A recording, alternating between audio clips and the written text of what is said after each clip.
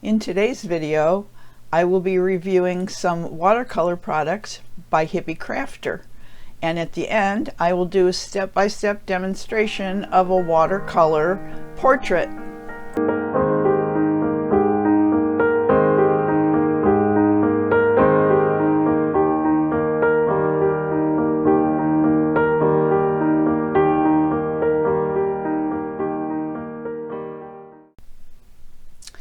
Hippie Crafter reached out to me and asked me if I would review some of their watercolor products. So that's what I'm going to do today. We have watercolor brush pens, pencils, paper, and tape.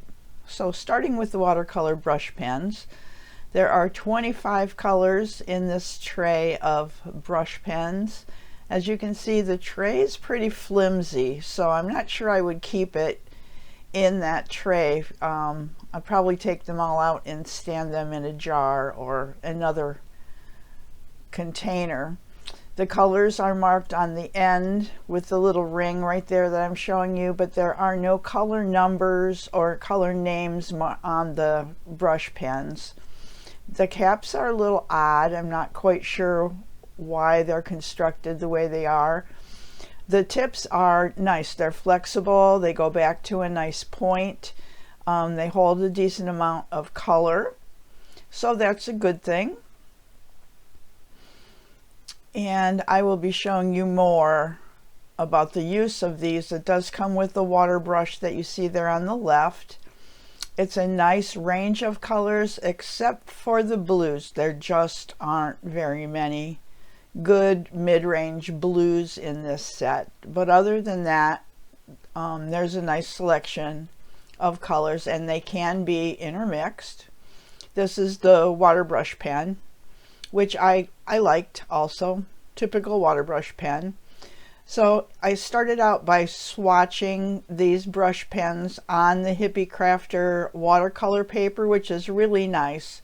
It's 140-pound cold press paper.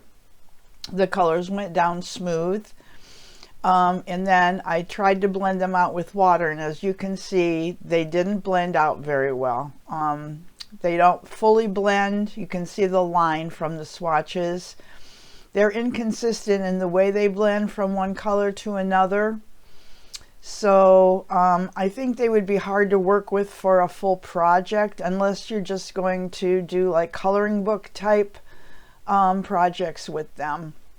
I decided I would give them another try outside of a swatch scenario, so I applied them dry to paper and this little wreath and blended them with the watercolor brush, and then I added a couple more colors on top after they were dry and blended them again, and they were a bit better. I don't hate the way this looks. For the leaves up at the top, I put the color on my palette and picked it up on a normal watercolor brush and then applied it, and the colors did blend together better, and this was on dry paper. Moving on to the watercolor pencils, this set comes in this really nice tin box. There are 3 trays of pencils. The first tray here are primarily warm colors, a nice range of yellows and pinks and reds. The next tray are cooler colors with the blues and purples, some cooler pinks. And then the last tray, which I had a little bit of trouble getting out of the tin box, but it may just be my fat fingers. But this tray is sort of a combination. There are some warmer, some cooler colors, the green range, the oranges, and some browns, and a black and a gray. So a really nice range of colors in this set. I was really impressed with the number of pencils, and I really do like the box especially. It'll protect the pencils from the leads breaking.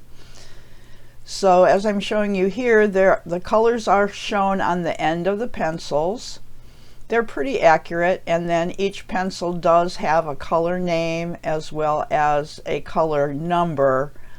Peach Deep is this one, and I'm sorry you can't see the number very well, but the number is also marked on the end. So Easy to identify if you swatch them out and mark them. Here's a little closer look at the box. Very hard metal case. Really nice. I was impressed with that. So I did start a swatch card by tray. I haven't gotten the names and numbers marked on it yet, but as you can see, they blended out nicely from a darker swatch blended out to a lighter dilution of color. So that was impressive. I enjoyed the way that worked out. Next, I decided to do a comparison on the Hippie Crafter paper as well as on a Fabriano mixed media paper, which is a slightly smoother paper than the cold press Hippie Crafter paper. I used both the pencils and the markers, and as you can see, I made a lot of notes on here. If it's helpful to you, you could just pause the video and study the notes. The Hippie Crafter paper actually produced slightly better results with the markers as well as the pencils, which surprised me. I thought maybe they would blend out better on a smoother paper. I tried both the pencils and the markers going onto dry paper as well as onto where I wet the paper, and got a little bit different results with both. Overall, still kind of streaky and not really blended out real great. I layered some colors and then reblended. I tried half and half, wet and dry. I just wasn't real impressed with any of the results I got when I did this experiment. And surprised at the pencils. I thought the pencils would do better, but it may just be that I was still getting used to using them. So next we're going to do a actual layered portrait, and I think you'll be impressed with the results. So here we'll start with a step-by-step portrait using the watercolor pencils. I started with a piece of Hippie Crafter watercolor paper. I sketched the face with a 2B pencil and then just smudged certain areas where the shadows would be with my finger. First, I added a light wash of the light flesh color pencil all over the face, very light, across the face, the ears, and the neck. I left some white paper showing where the highlight areas would be, and I let it dry. Next, while the face was drying, I added ocean blue to one side of the irises. I added black for the pupils and left some white highlight there just as the paper.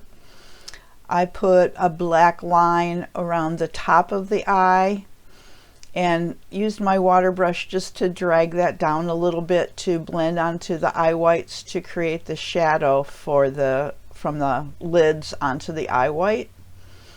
I added some cadmium lines to her lips, the tops of her ears, and the crease of her eyelids. And then by that time the face was dry. The pencils do dry quickly. So I went over the face, ears, and neck with a dark flesh just in the areas that would be more in shadow, like you see here on the number 4 illustration. And this number 4 is before I blended it with water, so you can see, how much pencil I put down. It's not really a lot of pencil. For the 5th and 6th layers, first I deepened the outer shadows of her face along her hairline and her neckline, under the eyes and around the nose with yellow ochre deep, and I blended it out, as you can see there on number 5. Once that was dry, I added a light layer of Van Dyke brown and some deep violet around her eyes, under her lips, and along the neckline to increase the shadows there. And I put some hair-like strokes of both colors in her hair and left some white areas to create highlights. Then I blended it all out with water and allowed it to dry really well before moving on. Once everything was really dry, I felt that she looked a little dull, and I wanted to warm up her skin as well as her hair. So I used some carmine pencil and picked it up directly onto the wet water brush, and then blended it out on her cheeks and along her jawline just to give a little blush to her face and kind of pink up her complexion a little bit. I also added another layer of the carmine over her lips, making sure to leave a little highlight there on the bottom lip.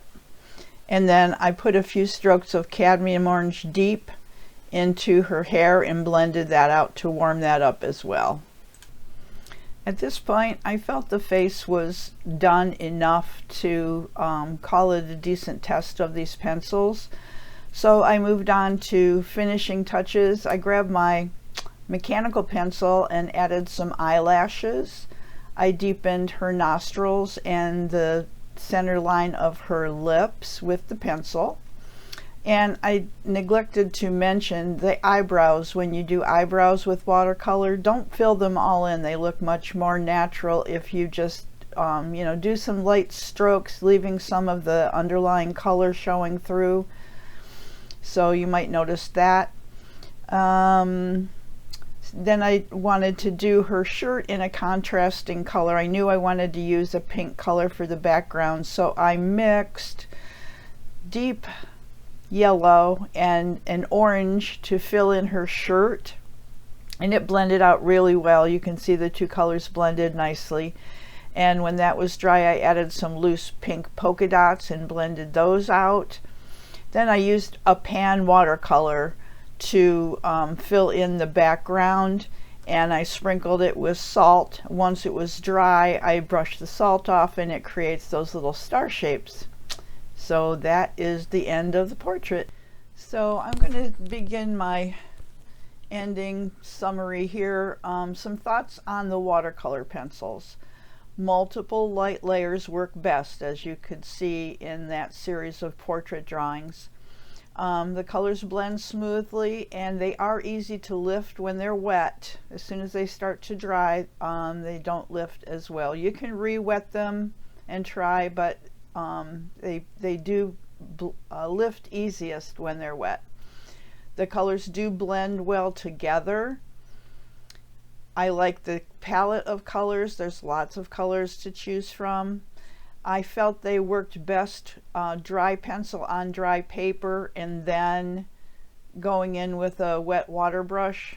I felt that I didn't see any edge bleeding at all with these pencils, which is really nice. And they did go over the graphite sketch really well. They dry quickly, which can be good and bad depending on how you're using them, but I would recommend them. I really like doing the portrait with these pencils. I wanted to mention this paper again. It's really nice paper. It's super heavy, 140 pound, but it seems heavier than that even. It's acid free. It is cold press. It tears from the pads cleanly and easily, which I really like. Nothing tore, no jagged edges. It's the same on both sides. The cold press texture is the same on the front and back. So I really like it. I would recommend it. You get 2 of these 30 sheet pads in one order, 9 by 12. The tape I also really liked. It did not rip my paper. Even when my paper was taped down overnight, I came back to remove it, and it didn't take one bit of paper off. It is residue free, so I would recommend both the paper and the tape. Also, in this package that I was sent, there's this little product booklet that shows a lot of the products that Hippie Crafter carries. So it's just nice to know that they have a wide variety of crafting supplies that you can try.